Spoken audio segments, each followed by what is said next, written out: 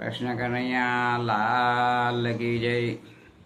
શ્રીમદ સદગુણ શાલિનમ ચિદિ ચિદિ વ્યાપ્તમ ચ દેવ્યાકૃતિમ જીવેશાક્ષર મુક્ત કોટિ સુખદમ નૈકાવતારદીપમ જ્ઞેયમ ત્રિપુરુષોત્તમ મુનિવરે વેદાર્ધિકીર્ત્યમ વિભુમ તન્મૂલાક્ષરયુક્તમેવ સહજા નંદમ ચ વંદે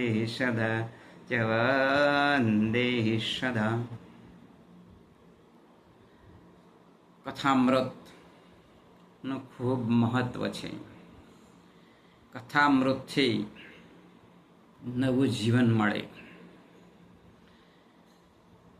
કથાઓ એ ધર્મગ્રંથોની અંદર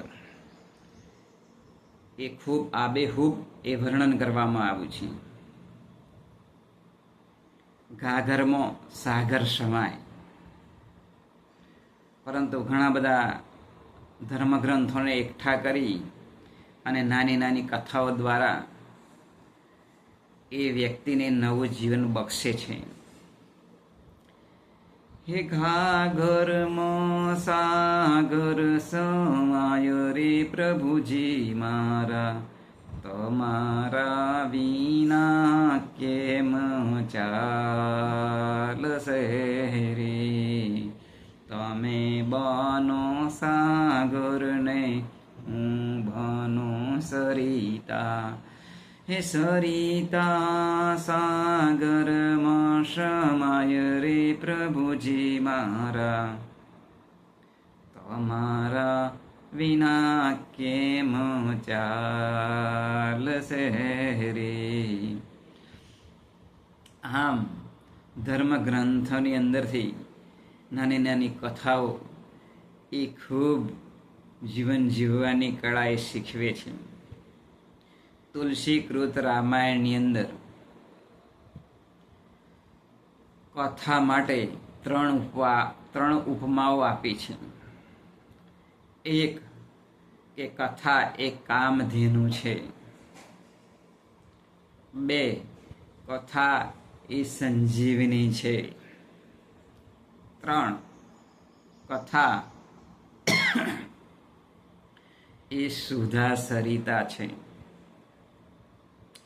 જોઈએ પ્રથમ શું કહ્યું કે કથા એ કામધેનુ છે. વશિષ્ઠજી પાસે કામધેનુ ગાય હતી, એટલે જે પોતે સંકલ્પો કરે એ એમના એ કામધેનુ ગાયથી પૂરા થતા હતા. એટલે કથાથી આપણા જે કંઈ સંકલ્પો છે એ પૂરા થતા હોય છે. બીજું આપ્યું કે કથા સંજીવની છે. જ્યારે દેવો અને દાનવોનું યુદ્ધ થયું હતું ને, ત્યારે દેવો એ દાનવોને એ મારી નાખતા હતા. સમુદ્ર મંથન થયું હતું તે વખતે. એટલે આ જે દાનવો હતા એમના ગુરુ શુક્રાચાર્ય હતા, અને શુક્રાચાર્ય એ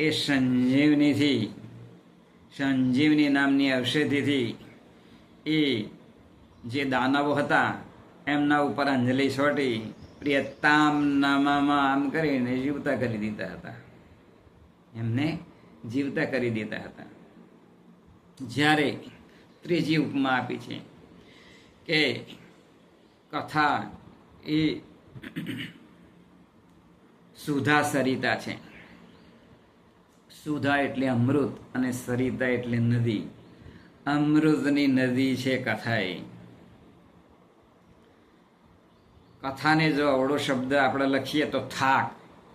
આપણા જીવનની અંદર જે કંઈ હોય એ બધો થાક ઉતરી જાય. ત્રીજી ઉપમાની અંદર સુધા સરિતાની વાત કરી. એની અંદર સુધા એટલે અમૃત અને સરિતા એટલે નદી. અમૃતની નદી છે.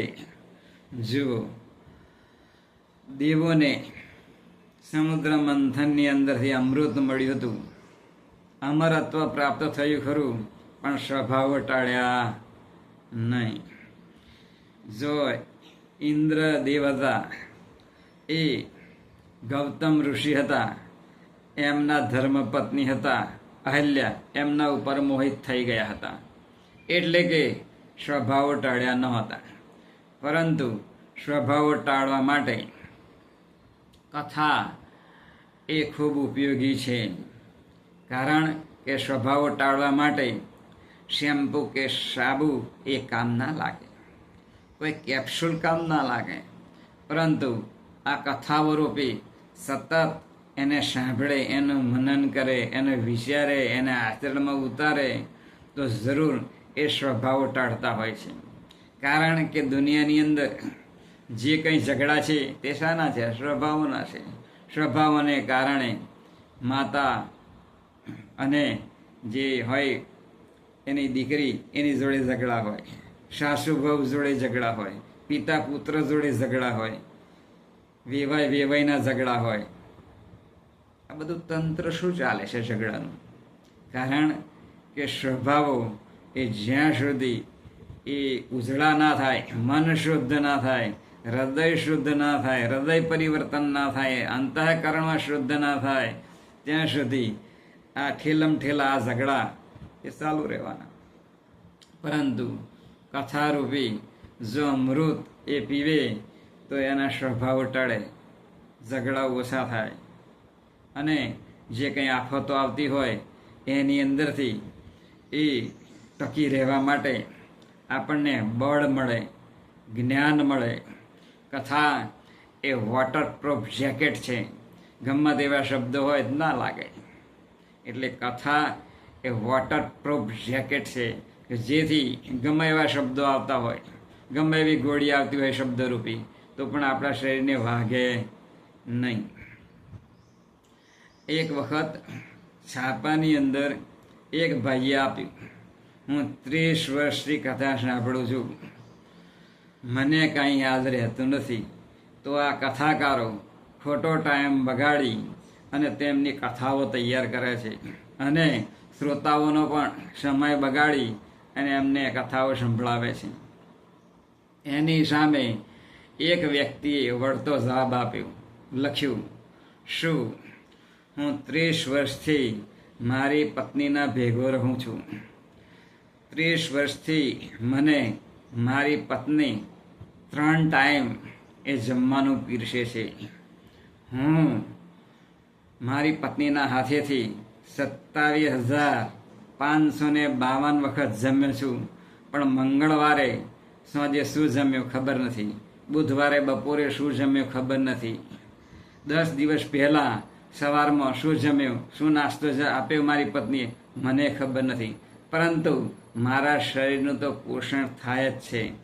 જો હું ના ખાઉં તો મરી જાઉં. કાકા ટેડ બાપા સીતારામ. પરંતુ શું ખાધું એ ખબર નથી, પણ ખાઉં છું તો મારા શરીરનું પોષણ થાય છે. એમ કથા એ ભલે યાદ ના રહે, પરંતુ કથા સાંભળો તો એ આપણી અંદર જે આત્મા છે એનું પોષણ થાય છે, અંતઃકરણ થાય છે, અંતઃકરણ હોય છે એનું પોષણ થાય છે, હૃદય શુદ્ધ થાય છે, મન શુદ્ધ થાય છે, બુદ્ધિ શુદ્ધ થાય છે, ચિત્ત શુદ્ધ થાય છે. આમ કથા સાંભળવાથી આપણું જે મન છે એ શુદ્ધ થાય છે, સ્વભાવો એ ટળે છે, ઝઘડા ઓછા થાય છે અને શાંતિનો માહોલ આપણા હૃદયની અંદર ઊભો થાય છે. અંતરના ફુવારા છૂટે છે. વાહ વાહ વાહ એવો આનંદ આપણને આ કથાઓ આપે છે. માટે હંમેશને માટે આપણે કથાઓનું મનન કરવું, સાંભળવું, વિચારવું અને બની શકે તેટલો પ્રયત્ન આચરણની અંદર લાવવા માટે આપણે પ્રયત્ન કરીએ તો સદાયને માટે કથાઓથી આપણું જીવન એ પરિવર્તન થાય, નવું જીવન બક્ષે. માટે આપણે આપણા જીવનની અંદર અનંત ઘણી કથાઓને આપણે સાંભળતા રહીએ, વિચારતા રહીએ, મનન કરતા રહીએ તો સાક્ષાત્કાર એ જરૂર થાય. માટે આપણે ભગવાનને અરજ કરીએ કે સૌને ભગવાન કથા સાંભળવા માટેનું બળ અને શક્તિ આપે એ જ આજના શુભ દિને પ્રાર્થના બોલી. કૃષ્ણ કનૈયા લાલ કી જય.